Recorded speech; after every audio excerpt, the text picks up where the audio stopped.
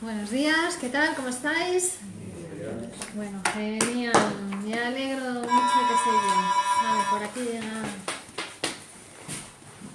llegan más amigos. Entonces, antes de nada, os quiero pedir disculpas porque en el listado de clases había puesto aquí antes rasgos arcaicos e infantilismo del sueño y luego el simbolismo del sueño, pero vamos a hacer hoy el simbolismo del sueño y el próximo día rasgos arcaicos porque es así como el orden que está en las lecciones de Freud, ¿no? Que yo aquí he cometido un lapsus al poner el orden, pero bueno, dicho esto, deciros que es una clase súper divertida la de hoy, así que creo que os va a gustar mucho. Entonces vamos a hablar hoy del simbolismo del sueño, ¿vale?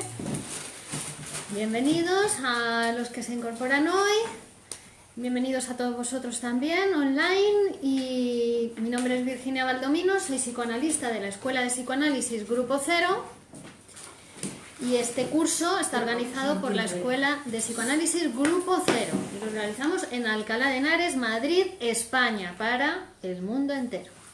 Así que bienvenidos a todos y espero que os guste mucho el curso y que aprendáis mucho a lo largo de él. Esta es la segunda clase.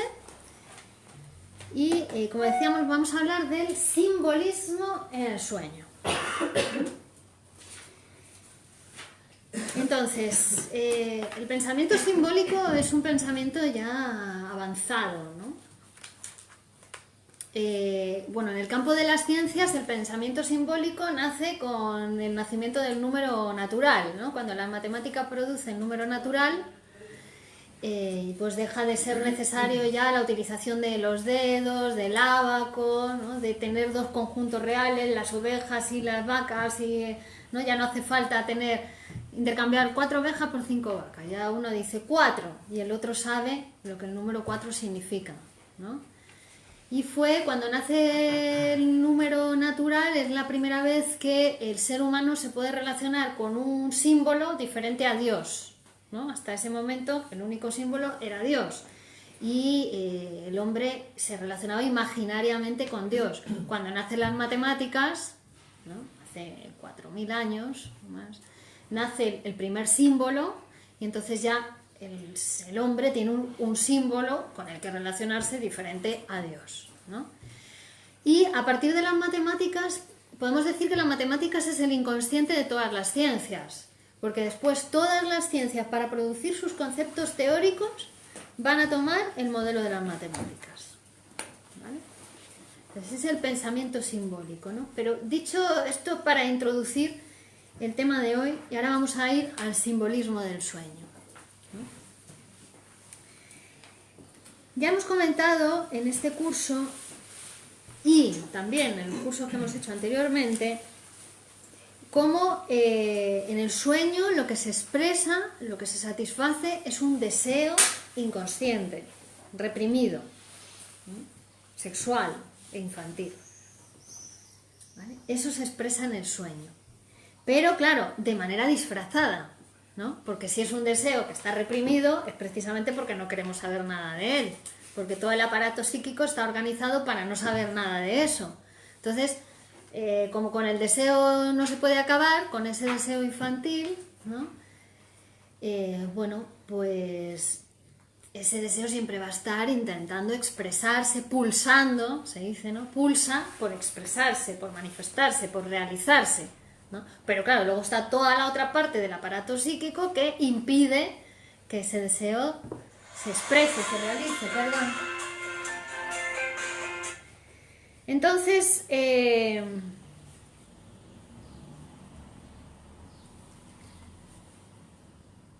perdón, voy a quitar el sonido, ya está. Entonces, cuando el sueño que nosotros, cuando nos despertamos, el sueño que recordamos ya es un producto disfrazado, ya está deformado, ya está transformado por acción de la censura psíquica, que está siempre actuando ahí para que el deseo no se exprese como tal, porque generaría insatisfacción y displacer en la conciencia, en la parte de la conciencia del aparato.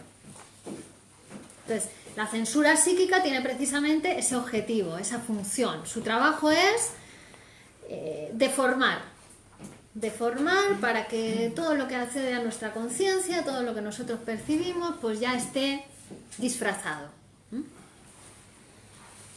Pero el que ha producido y ha motivado el sueño, el motor del sueño, ha sido ese deseo inconsciente, infantil y reprimido. Bueno, esa deformación ejecutada o motivada, producida por acción de la censura psíquica, hola, buenos días, adelante, es la que precisamente nos hace que no comprendamos el sueño cuando nos despertamos, ¿no? O lo comprendemos pero no sabemos de qué va, nos resulta totalmente distante a nosotros, no le podemos dar un sentido. Pero ese no es el único mecanismo que actúa en el aparato psíquico para deformar el sueño, ¿vale? Tanto es así que Freud llega a decir incluso que aunque no existiese la censura psíquica, los sueños seguirían siendo ininteligibles para nosotros, por acción de otras leyes, además de la censura. ¿Y cuáles son esas leyes? Eso es lo que vamos a ver hoy.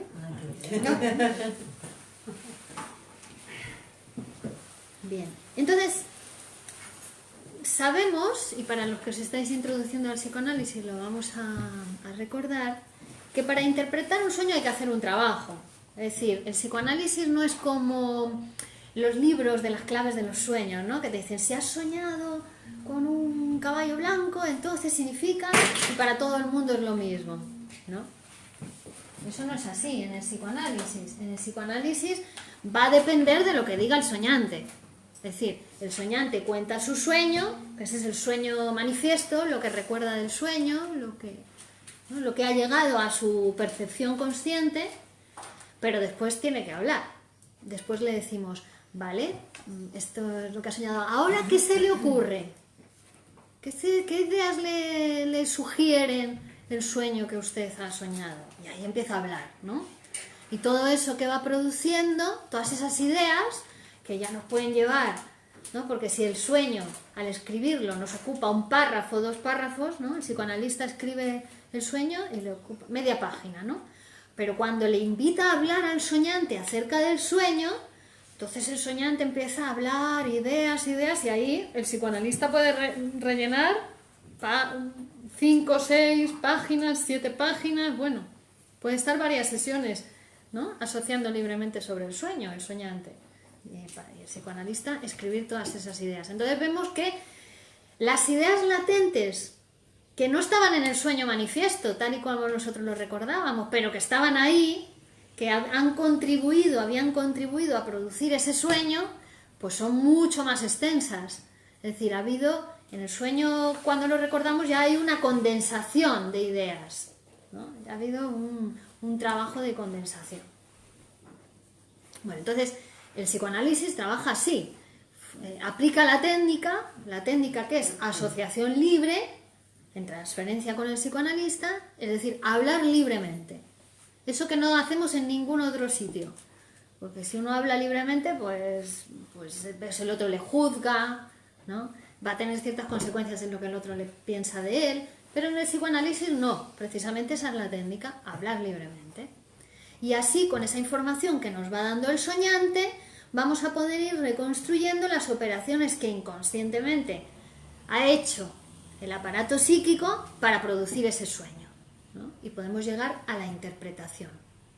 Es decir, siempre es así, siempre se aplica la técnica y por el método de interpretación traducimos el sueño a su verdadero sentido, ¿no? Que es siempre, como hemos dicho, la realización de un deseo sexual, infantil y reprimido. Vale. Pero sucede que a veces el soñante, para determinados elementos del sueño, no puede asociar libremente, no se le ocurre nada. Y en ese caso, y solo para esos elementos, que ahora vamos a ver cuáles son, ahí podemos hacer una traducción simbólica. Es decir, una traducción parecida a esta de los libros, de las claves de los sueños. Pero para estos elementos que vamos a ir viendo hoy. Que son elementos que vamos a ver cómo en el estudio del simbolismo moderno se encuentra pues en la mitología, en el folclore, en los cuentos, en las historias populares, ¿no? Se ha encontrado que esos elementos tienen ese sentido simbólico, ¿vale? Y entonces Freud decidió, cuando venían los soñantes, ¿no? Las personas que venían a psicoanalizarse y le contaban los sueños, y había ciertos elementos que no podían asociar, no se les ocurría nada sobre eso, dijo, voy a aplicar en estos casos esa traducción simbólica, ¿no? Y vio que había un resultado satisfactorio al hacerlo, ¿no? Entonces, pero exclusivamente para estos elementos, ¿vale? Eso es importante que lo tengamos claro, porque siempre para hacer un análisis, un psicoanálisis de un soñante con respecto a un sueño, hay que invitarle a hablar, a asociar libremente y decir todo lo que se le ocurra del sueño, ¿no? Excepto en estos elementos que vamos a ver hoy, y que ahí sí que se puede hacer una traducción simbólica. ¿Se entiende? Sí, sí. Vale.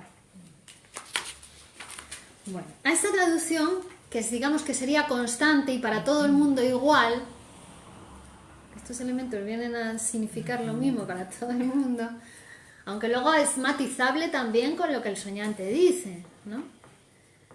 Bueno, a eso le llamamos relación simbólica. Pues es el mismo elemento, ¿no? Es un símbolo que traduce al que le corresponde otro elemento. Esta sin duda es la parte más atractiva de la interpretación de los sueños, ¿no? Luego lo otro es otra parte más trabajosa, hay que hacer un trabajo de interpretación. Y incluso nos permitiría poder hacer una primera interpretación de un sueño sin necesidad de que el soñante hablase. Pero bueno, sería muy limitado, porque necesitamos saber pues, las condiciones del día en que ha soñado, ya que siempre el sueño toma algo de ese mismo día o del día anterior, ¿no? Y para eso pues vamos a necesitar que nos diga, que hable. Bueno,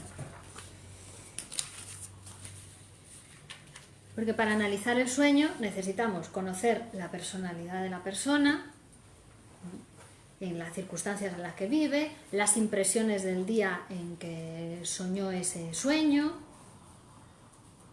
Y cuando tenemos toda esta información, porque ya nos lo ha ido contando libremente, pues ahí ya podemos hacer la interpretación.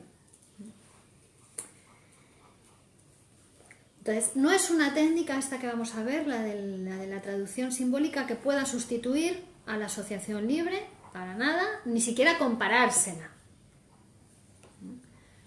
sino que más bien viene a ser complementaria de la asociación libre.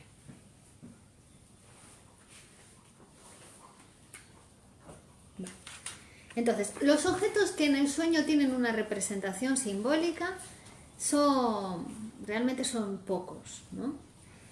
Pues, por ejemplo, el cuerpo humano en su totalidad, los padres, los hijos, los hermanos, las hermanas, el nacimiento, la muerte, la desnudez y algunas cosas más, ¿vale? Esos son los elementos que generalmente se puede hacer una traducción simbólica cuando el soñante nos cuenta su sueño. Pues vamos a ver qué símbolos representan a estas cosas en los sueños. Por ejemplo, la casa.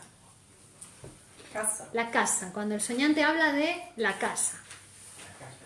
Sí, he soñado con una casa o había una casa, ¿no?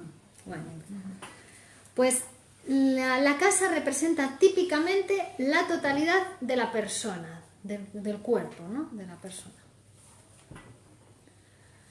A veces uno en el sueño se ve resbalando por una fachada, por un muro. Bueno, las casas de muros lisos, si es un muro liso, eso representa a un hombre. Eso sería un hombre, ¿no? Y si el muro tiene balcones o salientes, eso representaría a una mujer, un cuerpo de mujer. Balcones donde podemos agarrarnos. Vais a ir entendiendo todo el simbolismo porque es que es un saber inconsciente que está en todos, aunque cuando si al soñante le decimos algo de esto dirá, no tengo ni idea, ¿no? Porque es un saber inconsciente. Los padres, ¿cómo aparecen simbolizados en el sueño los padres? Bueno, pues aparecen como el emperador, la emperatriz, el rey, la reina, ¿no? Si esto vamos a los cuentos populares, ¿no? Érase una vez un rey y una reina, sería fácilmente traducible como érase una vez unos padres, un padre y una madre. De hecho, al rey también se llama, ¿no?, el padre de la nación, ¿no?, el jefe de la nación, ¿no? Y cualquier otro personaje eminente que aparezca en un sueño suele representar a los padres. Siempre cuando aparecen los padres hay como una atmósfera de respeto, de solemnidad en el sueño, sí, de poder.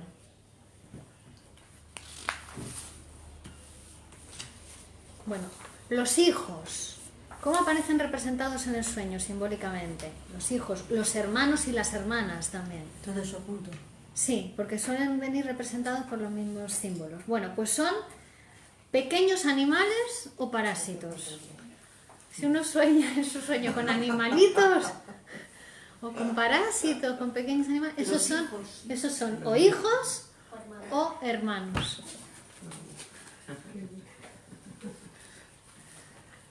Si son parásitos, son los hijos seguros. Pero los hermanitos también a veces. A ver, hay alguna que vamos. El nacimiento, por ejemplo, nacer, ¿no? Tener un hijo o ser, ¿no? También dentro ser de parido, eso, ¿no? Nacimiento. Dentro de los hijos. Y dentro No, ahora con otra categoría. El nacimiento, ¿cómo está expresado, simbolizado? Bueno, normalmente con una acción donde aparezca agua como factor principal, ¿no? Por ejemplo, nos arrojamos al agua o salimos del agua o estamos nadando. nadando. Eso es nacimiento. Me dijeron que era muerte. ¿No puede ser muerte también? Depende de con qué lo asocie el soñante. Ahí ya tendríamos que ver si en la asociación libre habla algo de la muerte. Pero generalmente es nacimiento. ¿Salvamos a una persona de ahogarse? ¿O nos salvan de ahogarnos? Pues tiene que ver con esa cuestión, ¿no? También de tener un hijo o de haber sido, ¿no? De haber nacido, de que alguien nos dio la vida. O también expresa una relación maternal con la persona, ¿no? Entre la persona que aparece en el sueño y el soñante. A lo mejor se ha quedado en el inconsciente cuando estamos en el líquido amniótico. Claro, tiene que ver con eso. Tiene que ver con... la primera vida intrauterina es el líquido, ¿no? Y luego también, si vamos más atrás, filogenéticamente, también la evolución de las especies, el mono y el humano y todas las especies proceden de los reptiles. Primero eran animales acuáticos y a partir de ahí se fue produciendo la evolución, ¿no? Animales reptiles y animales que caminaron a 4 patas y luego animales de 2 patas. Es decir, que filogenéticamente también tiene una explicación del nacimiento con el agua. Exactamente. La muerte inminente, ¿cómo se representaría en un sueño? Pues con una partida o con un viaje en ferrocarril, ¿no? Con el inicio, partir un viaje. Si se sueña con un viaje o que se va a salir del viaje, tal, eso es lo que está representado en ese sueño es muerte. Partir. Estar muerto. La idea de estar muerto se representaría en el sueño con indicios oscuros, oscuridad en el sueño. Algo siniestro. La desnudez simbólicamente queda representada en el sueño por trajes y uniformes. ¿No?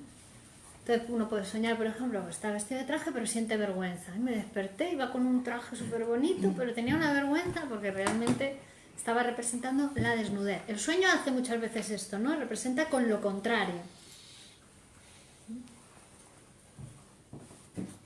Bueno, esto veis que son 4 cosas que se puede traducir simbólicamente. Pero ahora resulta que se ha comprobado que hay muchos símbolos para representar a lo sexual, la vida sexual en los sueños, ¿no? Tanto la vida sexual como los órganos genitales, como los procesos sexuales o el comercio sexual. Para esto hay multitud de símbolos que lo representan en los sueños. ¿Vale? Entonces, llama la atención, ¿no? Que para lo otro hemos visto que son 4 cosas que se pueden representar simbólicamente y sin embargo para toda la cuestión sexual hay una gran riqueza de símbolos que representan a lo sexual, llama mucho la atención. Tanto que hasta se puede hacer monótono. Bueno, también eso, y también eso, ¿no? Mucha gente se decepciona ahí cuando ven, joder, ¿qué pasa? Que es todo sexual, todos son símbolos sexuales. Pero es así, no podemos hacer otra cosa. ¿No? Está contrastado. Está contrastado. Todo, y los otros también. Y los otros también, sí, está contrastado que cuando se traduce así simbólicamente, ¿no? Hay resultados satisfactorios en el análisis, ¿no? Aunque el soñante no lo sepa, ¿no? Si tú le dices, no, es que estás hablando de agua, eso tiene que ver con el nacimiento. Ah, pues no sabía. Por eso precisamente no podía asociar nada con ese símbolo, porque es una cosa tan inconsciente, ¿no? Inconsciente pero común a todos, ¿no? Entonces, en cuanto a lo sexual, primero decir que el psicoanálisis habla abiertamente de lo sexual, ¿no? Que cree que es mejor llamar a las cosas por su nombre, que a veces dice Freud cuando se empieza, ¿no? Se comienza a ceder por las palabras y se acaba cediendo en los deseos, ¿no? En las acciones, es decir, que es mejor hablar claramente y llamar a las cosas por su nombre. No tiene prurito para hablar de lo sexual, ya sea con un hombre, con una mujer, porque en el campo de la ciencia, tanto los hombres como las mujeres son iguales. Así que habla claramente de lo sexual. Bueno, entonces, los genitales masculinos, ¿cómo aparecen representados en el sueño? Decimos, hay muchos símbolos para representar a los genitales masculinos. Uno de ellos es el número 3. Cuando se sueña con el número 3, esos son los genitales masculinos. ¿No? A no ser que el soñante nos diga otra cuestión, asocie con otra cosa en su asociación libre. Pero el número, tiene que ser el número, no que estás con 3 personas, por ejemplo. Bueno, no sé, bueno, también. no sé si- El 3, Ah, cuando se dice escucha. 3 ya la escucha, ya, tac. en el Claro. sueño, claro. Claro, cuando dice 3 en Cuando el se dice sueño, 3, sí. eso tiene que llamar la atención a la escucha, ¿no? Porque todo esto es para la escucha del psicoanalista, ¿no? Para poder interpretar el sueño. Bien. Hola, ¿qué tal? Beni, Manuel, Jorge, Álvaro. Un nombre en caracteres, no sé si son chinos, no lo entiendo. Está yo, Juan Fran y Wilfredo. Hola a todos. Te hacen preguntas. Sí, espero que no me hagáis preguntas. Traducídmelas, por favor. Bueno, entonces, el pene. Ahora el pene. Símbolos que representan el pene. Bueno, pues objetos que se le asemejan en su forma, por ejemplo, bastones, paraguas, postes, árboles. Todo eso está refiriéndose, lo podemos traducir simbólicamente como que está hablando del genital masculino. U otros objetos que tienen la facultad de penetrar un cuerpo, ¿no? Y causar heridas también. Por ejemplo, armas puntiagudas de todo tipo, ¿no? Cuchillos, puñales, lanzas, sables. También armas de fuego, como fusiles, pistolas, revólveres. O sea, si soñáis con estas cosas no os asustéis, que es un pene, no es... No es nada de lo Depende quién se asustará más, ¿no? Claro, porque... No, porque... No somos asesinos, ¿no? Claro, porque recordad que el lenguaje simbólico no solamente ya estamos estudiando los sueños, pero también los delirios, las alucinaciones, ¿no? Otro lenguaje psíquico que aparece en ciertos síntomas también utiliza el mismo lenguaje simbólico, ¿vale? En las pesadillas de las muchachas jóvenes, si por ejemplo sueña que le persigue un hombre armado con un cuchillo o un arma de fuego, pues ya está, ¿no? Es una traducción sexual, ¿no? Perseguida por un hombre armado, ¿no? Con intenciones sexuales. ¿Vale? El miembro viril también puede estar representado por objetos de los que emanan agua, ¿no? Por la cuestión de tanto la micción como la eyaculación. Por ejemplo, grifos, jarros, surtidores, ¿vale? También estarían representando simbólicamente el miembro viril. O por objetos que son susceptibles de alargarse. Lámparas de suspensión, lápices mecánicos, ¿no? Cosas que se extienden, también si soñamos con eso. Lápiz.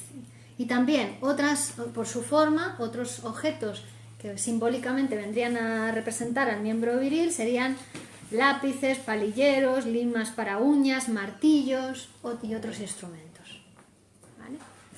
Insisto, la acción de la censura deforma el sueño, pero es que esto también es como por ley, por la ley simbólica, que estos objetos son representantes de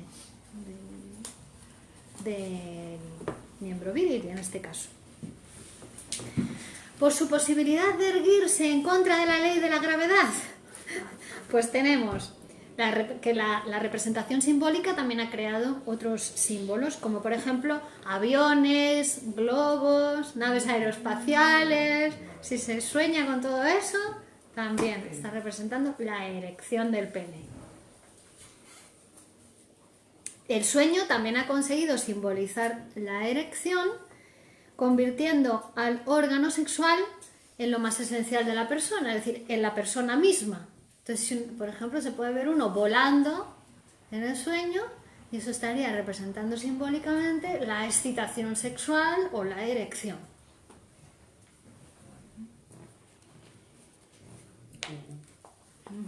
Los sueños en los que nos vemos volar deben ser interpretados como fundados en una excitación sexual general, erección.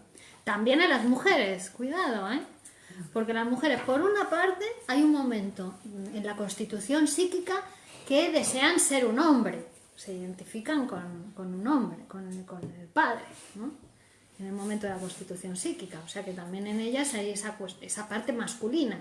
Y por otra parte, además, es que el clítoris en la mujer viene a ser el equivalente del pene, del glande, ¿no? Porque hay un momento también de la constitución psicosexual en que la niña todavía no tiene vagina, es decir, no tiene representación simbólica de la vagina, no existe para ella, entonces su órgano genital es masculino, ¿no? En la niña su primera fase sexual es masculina y su órgano genital es el clítoris, que sería el equivalente al pene del niño. Por eso cuando el niño y la niña se ven dicen, uy, qué pequeñita la cosita de ella, ¿no? Y queda ella como infravalorada frente a él porque comparan el tamaño, ¿no? En ese primer momento de la etapa psicosexual. Después la niña tendrá otro órgano sexual, se sumará al clítoris la vagina, pero la vagina se constituye más tarde, ya en la adolescencia, la metamorfosis de la pubertad. ¿Vale? Entonces, que también estos sueños de volar en ella también significan excitación general, erección. Otros símbolos que representan el genital masculino, que son menos comprensibles, son, por ejemplo, los reptiles y los peces. Sobre todo el famoso símbolo de la serpiente. En psicoanálisis hay un texto de Freud que podéis leer si queréis, se llama La cabeza de Medusa. Medusa sabéis que es una diosa que tiene una cabeza toda llena de serpientes, ¿no? Bueno, realmente ese símbolo representa la castración, justo por el contrario, ¿no? Es una cabeza con multitud de serpientes. Y representa la castración. Viene a representar Medusa también en la mitología griega. Es que son traducciones simbólicas que tienen su fundamento en la mitología, en la sabiduría popular. ¿Y la medusa cómo puede representar al pene? En ese caso la cabeza de Medusa, que Medusa es la diosa de la mitología griega. Claro, pero aquí vienen a ser, pero también podría ser la Medusa, ¿no? Y aquí vienen a ser reptiles, peces, ¿no? La serpiente. Perdón, pero la medusa significa la castración. La cabeza de Medusa, como en la mitología, ¿no? Y después de esto vamos a ver cómo que ahora que estamos haciendo el otro curso de fobias, ¿no? Y que hemos hablado también de las fobias a las serpientes, a los reptiles, bueno, pues también tiene su relación simbólica con esta cuestión, ¿no? Por otra parte, el sombrero y el abrigo, ¿no? Me parece un sombrero, me veía con un sombrero en el sueño. No sabemos por qué, pero ha sido contrastado repetidamente, ¿no? Que ambos se refieren también al pene, al genital masculino, al Pero miembro porque viril. son elementos muy masculinos también, ¿no?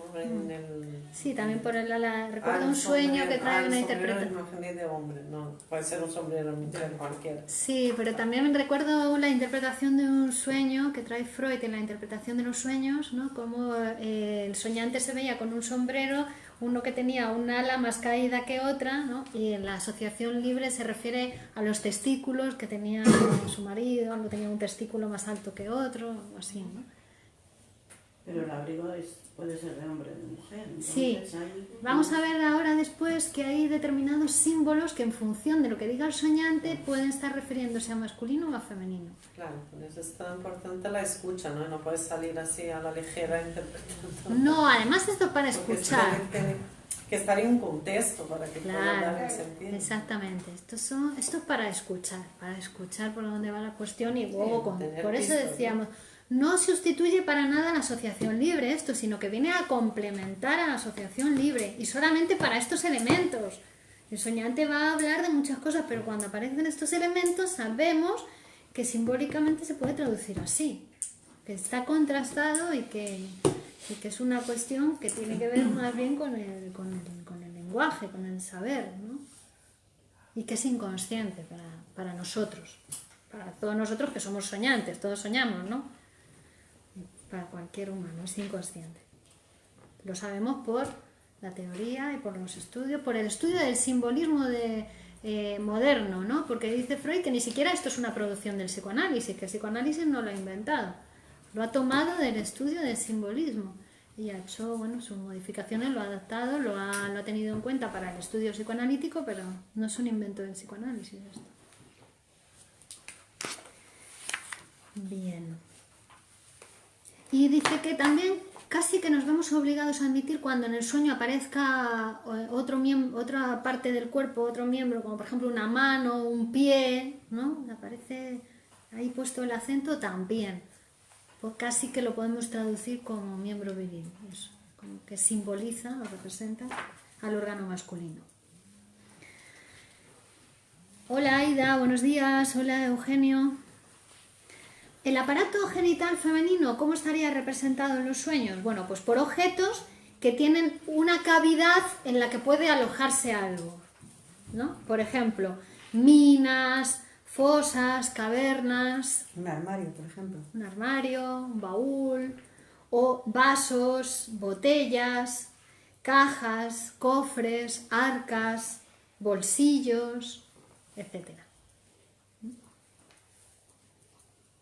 El barco también.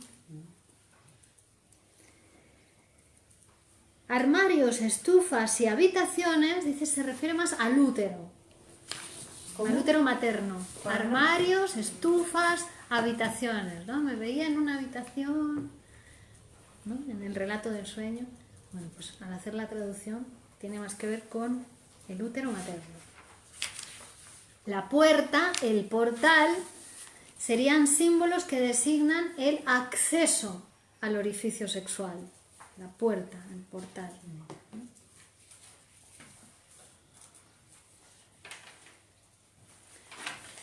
Tienen una significación simbólica de mujer, o sea, simbolizan a la mujer pues materias del tipo como la madera o el papel. Madera, de hecho hasta madre, no, tiene que ver. Madera y papel. Madera y papel. Y ciertos objetos construidos con madera y con papel. Como por ejemplo una mesa o por ejemplo un libro. Viene a representar a la mujer. ¿Os acordáis del sueño? No era un sueño, de un síntoma obsesivo que analizamos en otro curso, donde era una paciente que corría de una habitación a otra y cuando iba a la habitación, a cierta habitación, había una mesa, ¿no?, con un tapete con una mancha roja y mandaba a venir a la criada para que viera el tapete y después le decía que se marchara, ¿no? El síntoma obsesivo era ese. Iba de una habitación a otra corriendo varias veces y cuando estaba en esta habitación llamaba a la criada a venir para que viera la mesa, se movía así para que la criada viera la mesa y que había una mancha encima de la mesa y después la mandaba a que se fuera, ¿no? Y Freud, cuando hace el análisis de este síntoma, que llamaba tanta la atención, decía, ¿qué síntoma, no? Tan tonto, parecen, los síntomas obsesivos son así, como insignificantes, faltos de sentido, ¿no? Pero coartan la vida de la persona que lo padece, ¿no? Y entonces el análisis se veía como esta mujer, a partir de su asociación libre, todo lo que contaba ella, en la noche de boda se había casado hace muchos años con un señor y en la noche de boda pues el señor era impotente, y no pudieron culminar el acto sexual en la noche de bodas. Y entonces el señor lo que hizo fue tirar en la cama tinta o manchar la cama para que cuando viniera la doncella a limpiar pues no se diese cuenta del fiasco, ¿no?, de lo que había pasado.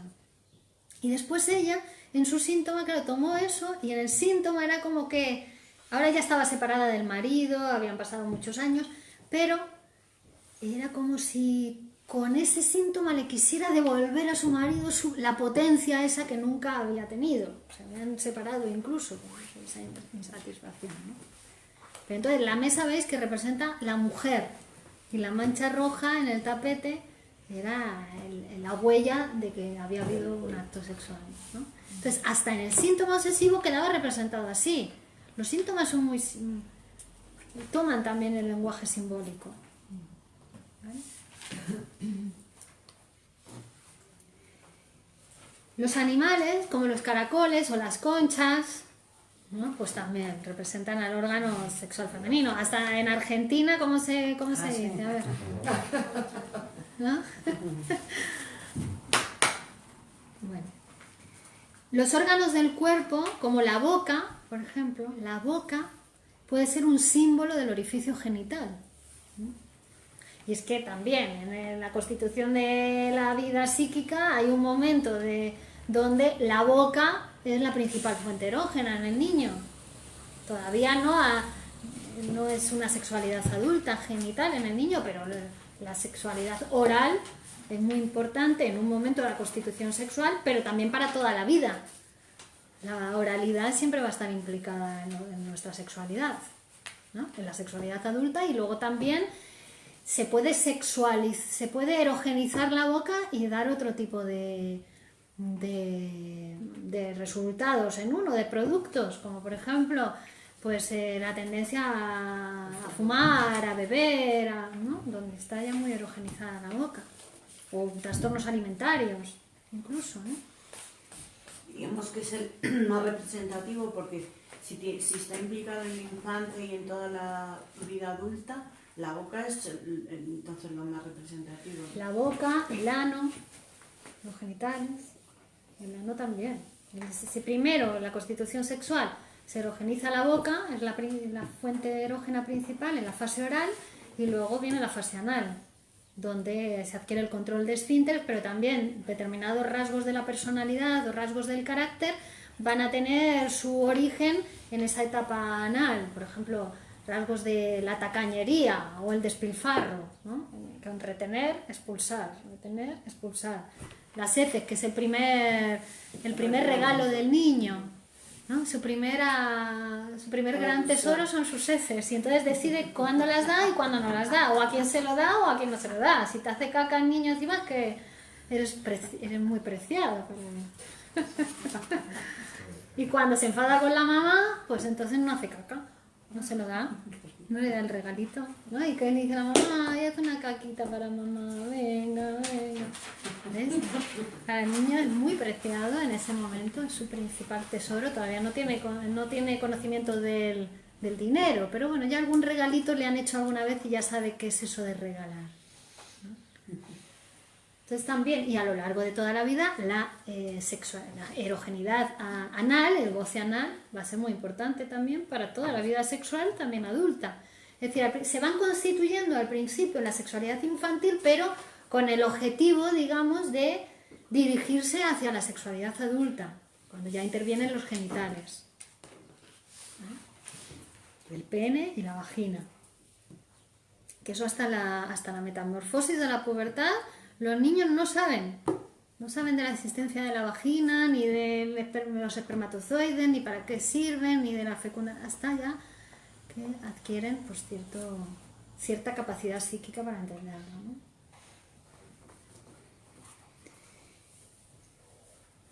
También edificios como la iglesia o la capilla en los sueños simbolizarían a la mujer. Los senos, por ejemplo, o el trasero, ¿no? Las formas voluptuosas, redondas de la mujer, pues se representan simbólicamente en el sueño con manzanas, melocotones, frutas en general. El vello púbico de los dos sexos, tanto en hombres como en mujer, estaría descrito en el sueño bajo el aspecto de un bosque o un matorral, ¿no? Soñar con un bosque, un matorral, pues tiene que ver con eso. La topografía del aparato genital femenino es representado habitualmente en los sueños o los síntomas, ¿no?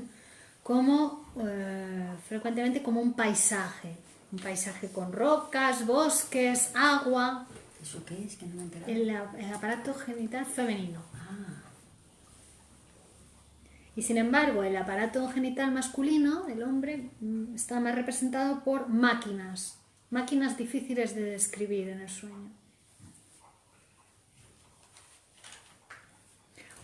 Otros símbolos que representan el genital femenino serían cajitas de joyas, joyeros, joyas, tesoros. Vendría a ser también el genital femenino. El goce sexual está representado simbólicamente por golosinas. Golosinas.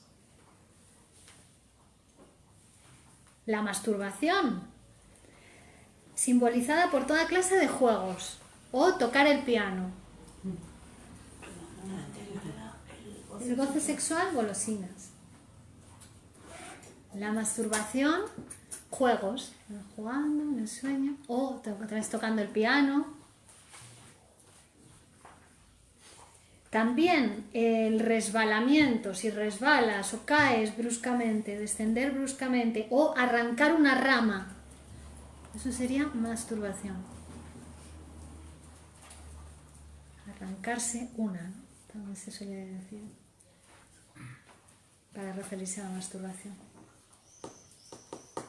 arrancar una rama también. Sí. Sin embargo, el castigo a la masturbación o la castración, ¿no?, está representado simbólicamente por la caída de una muela, la caída de los dientes en los sueños, o la extracción de los dientes, la extracción de las muelas. Eso sería el castigo a la masturbación, ¿no? A los niños cuando les dicen, niña, eso no se hace, que va a venir no sé quién, que te va a cortar. En el sueño se representa por las caídas de las muelas, los dientes. Los símbolos oníricos que representan las relaciones sexuales son muy numerosos. Por ejemplo, actividades rítmicas como el baile, la equitación, la ascensión, ascender, ¿no? O accidentes violentos, como por ejemplo ser atropellado por un vehículo, ¿no? Eso estaría refiriéndose al coito, vamos, al acto sexual, a la relación sexual. Las actividades manuales o la amenaza con un arma, también te amenaza con un arma, también estaría referido. La amenaza. Y lo que decíamos antes, que a veces en los sueños apenas aparecen representada la diferencia sexual, ¿no? También tiene su sentido porque hay un momento de la constitución psíquica donde los niños son masculinos los dos, no hay diferencia sexual, porque decíamos que la vagina es hasta es en la metamorfosis de la pubertad verdaderamente cuando constituimos la diferencia sexual entre hombre y mujer. Hasta ese momento los niños lo que piensan es que uno es masculino y otro es masculino castrado, ¿no? Uno tiene cosita grande y el otro tiene cosita pequeñita, que debe ser porque le han castigado, ¿no? Y se le han cortado, todavía no le ha crecido. Piensan eso, ¿no? Tanto el niño como la niña, cuando ven a la niña que no tiene cositas, se hacen sus teorías infantiles, que piensan que el otro, bueno, pues es que o todavía está un poco desarrollada, ¿no? No es un poco tonta, se piensa, ¿no? Que luego muchos inconscientemente, muchas personas estas teorías sexuales infantiles quedan. Y dicen, todas las mujeres son tontas o malas, ¿no? O las mujeres son menos que son inferiores, ¿no? Todo esto tiene su base, hunde sus raíces en esas teorías sexuales infantiles de las primeras etapas de la sexualidad, donde todavía no hay concepto de diferencia sexual. Entonces parece que ella está infradotada frente a él, ¿no? Y esto lo piensan tanto el niño como la niña, ¿eh? Que en la mujer también quedan inconscientemente esos pensamientos, esas teorías, ¿vale? Entonces a veces en los sueños no aparecen representadas, no aparecen acentuadas la diferencia sexual, y entonces puede aparecer un símbolo que en función de lo que nos diga el soñante, pues se refiere al órgano genital masculino o al órgano genital femenino. Por ejemplo, un niño pequeño, parece un niño pequeño, o el soñante se refiere a mi hijo pequeño, mi hija pequeña, pequeño. ¿A qué genital se está refiriendo? Otras veces es un símbolo masculino como el abrigo que decíamos, pero que se refiere al genital femenino o viceversa. No aparece bien acentuado. El sombrero la mayor parte de las veces tiene significación masculina, pero algunas veces también puede ser femenina. La corbata de nudo, si aparece en el sueño, se refiere al órgano masculino.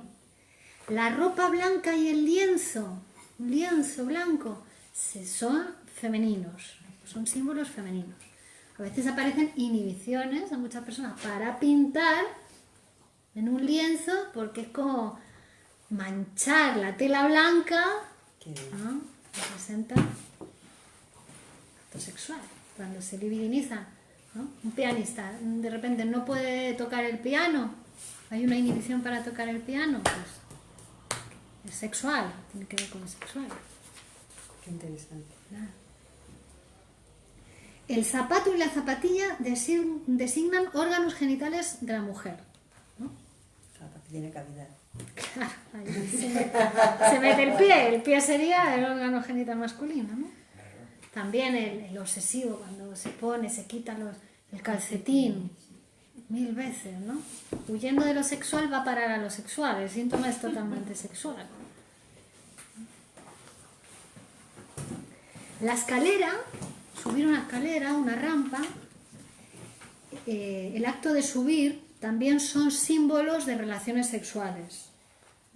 Hay el factor común con la relación sexual, pues ¿cuál es? El ritmo de la ascensión, la respiración, el cansancio, ¿no? La excitación. Eso sería como el factor común.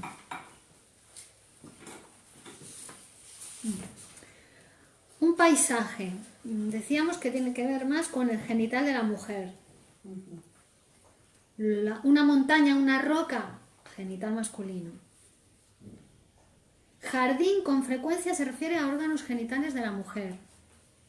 El fruto, un fruto, cuando aparece en el sueño, no designa al niño, sino a los senos. Los animales salvajes en el sueño serían hombres sexualmente excitados.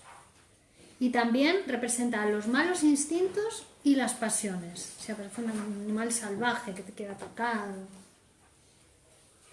Las flores, órganos genitales femeninos. De hecho, las flores son los órganos genitales de la planta.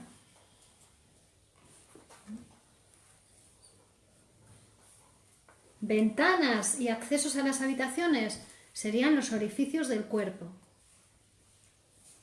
Habitación abierta, habitación cerrada, pues es cuerpo abierto. Femenino, ¿no? Sí, cuerpo abierto o cuerpo cerrado.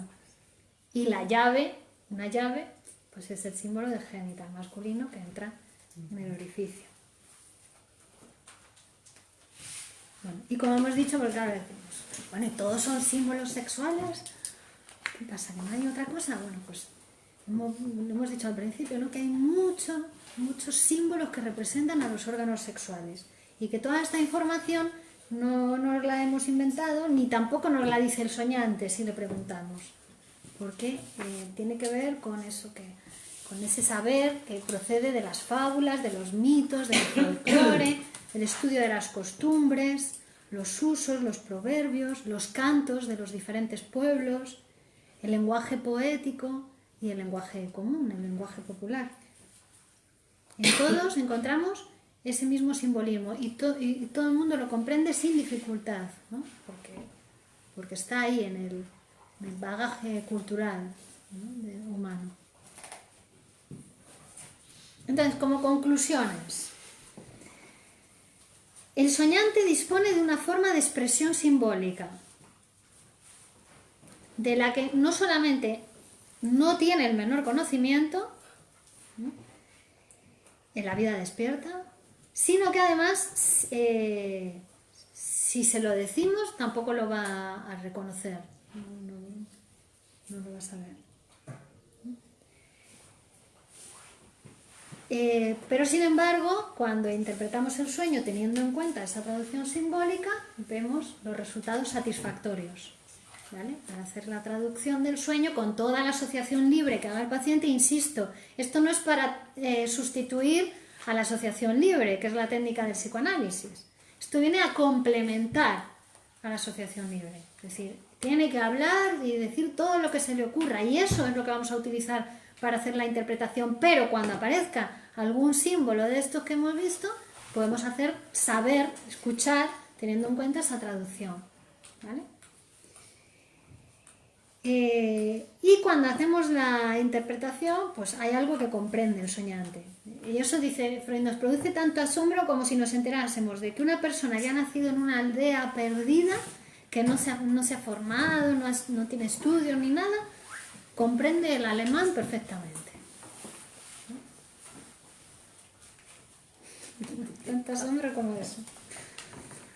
El conocimiento que del simbolismo tiene el soñante es totalmente inconsciente. Esto es, forma parte de su vida psíquica inconsciente, aunque conscientemente él no sepa, si se lo decimos, no sepa nada de esto que le estamos diciendo, inconscientemente su psiquismo sí utiliza esos símbolos para hacer el sueño, para producir el sueño, ¿vale? Porque ya hemos dicho que el sujeto está dividido en dos. Estamos todos nosotros, todas las personas, divididos en dos, una parte consciente y una parte inconsciente. Entonces, nuestra parte inconsciente trabaja sin la intervención de la parte consciente. Es decir, más importante, más amplia y más poderosa la parte inconsciente que la consciente.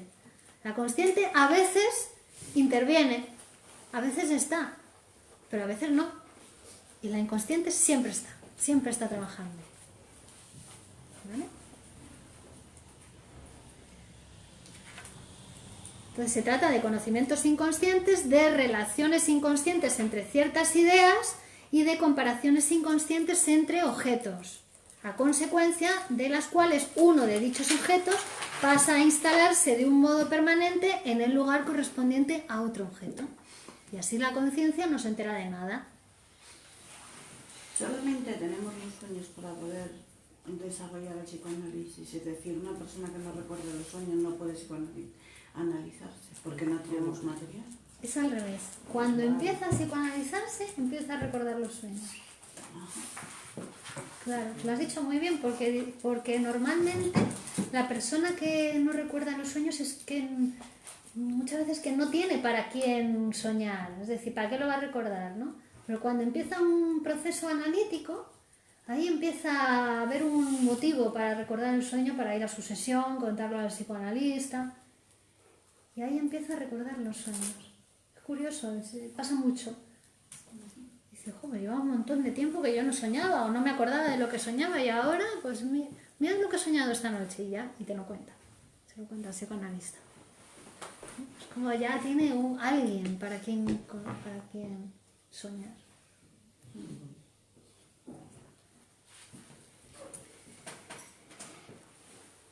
Bueno, y como decíamos que el simbolismo es otro factor de deformación de los sueños que es independiente de la censura, que aunque no hubiera censura psíquica, el simbolismo estaría trabajando. Pero claro, la censura que hace encuentra muy cómodo servirse del simbolismo.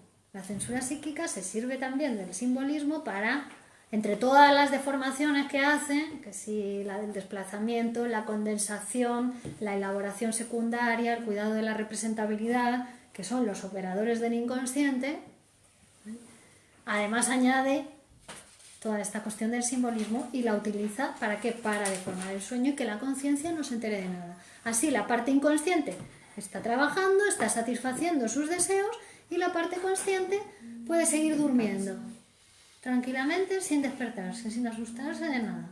Porque el sueño, como dijimos el otro día, al fin y al cabo lo que viene a ser es un guardián del reposo. Para que podamos dormir, para que podamos descansar, hacemos un sueño con toda esa energía psíquica inconsciente y con todo nuestro saber inconsciente que nos despertaría, ¿no? Si entendiésemos, bueno, pues así pasa a ser algo inofensivo para el soñante y puede seguir durmiendo. O sea, el simbolismo no es una censura, aunque lo parezca. Claro, el simbolismo es un mecanismo de deformación independiente de la censura, pero la censura lo utiliza. Se sirve de él. Parece a primera vista que es una censura, porque si no, uno lo soñaría abiertamente.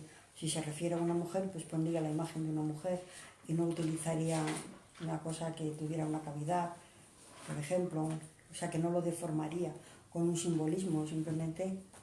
Claro, pero como el sueño viene a satisfacer siempre un deseo sexual infantil y reprimido, ¿no? Por ejemplo, deseo sexual hacia la madre, ¿no? Entonces, ¿qué hace la censura? Utilizar el simbolismo. De ponerte a la madre, te pone una mesa. Claro.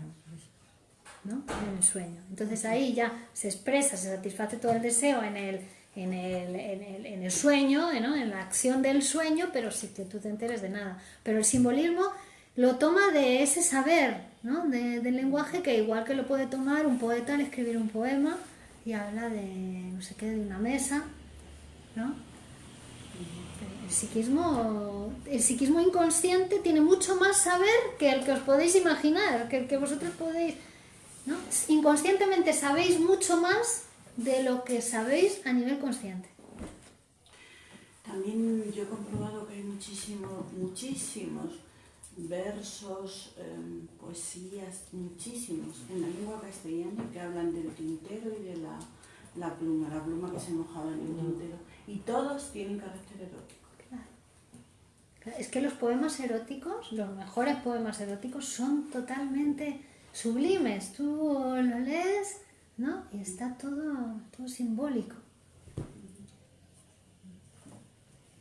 En la lengua castellana hay muchos. Hay un profesor que sabe, un libro entero tiene sobre ello.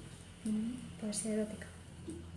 No, poesía sobre, en la lengua castellana, recogida de canciones, de poemas, de canciones antiguas, sobre el erotismo simbolizado en la tintero y la pluma. Claro. Digamos que el aparato psíquico toma ese saber que tiene inconscientemente. ¿Cómo se constituye en nosotros? Al hacernos sujetos del lenguaje, al constituirnos como seres hablantes.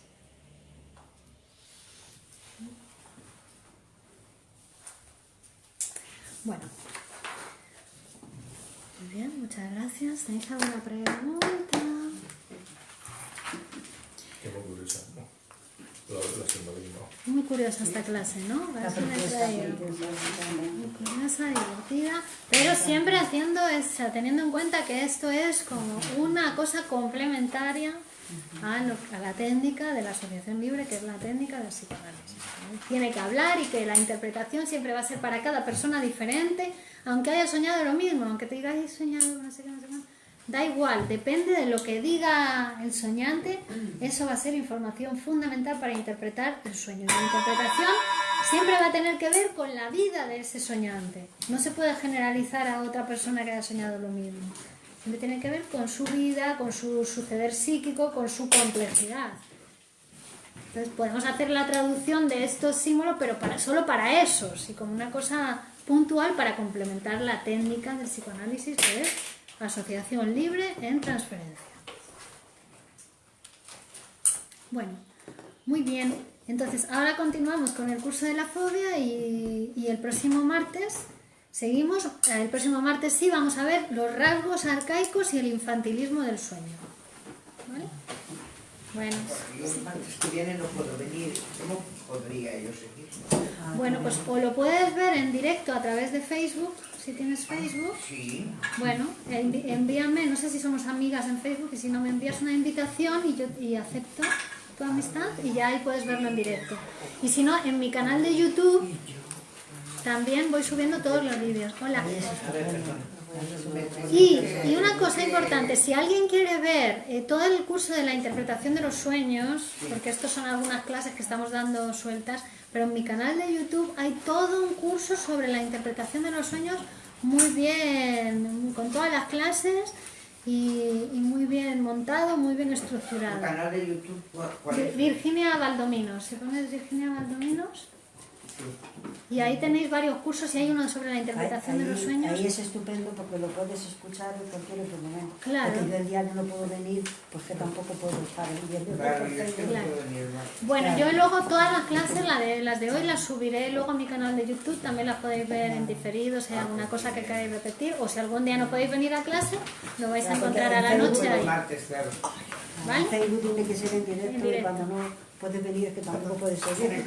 Claro. Pero se queda en Facebook. Sí, también, también un se tiempo. queda en Sí, Facebook un tiempo. grabado si lo Sí, queréis ver en diferido. Sí, yo voy a ver la También segunda se ve luego. en Sí, Facebook. en el apartado vídeos, si vais a vídeos, yo ahí tengo todos los vídeos de todas las clases, de talleres y demás, que Yo también lo hay veo muy bien muy en interesantes. YouTube, cuando no he venido, ahí es una maravilla, lo ves cuando quieres y estupendo.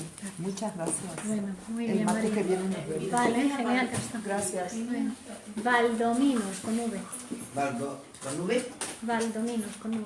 Uy, yo lo pongo con B. González de Valle.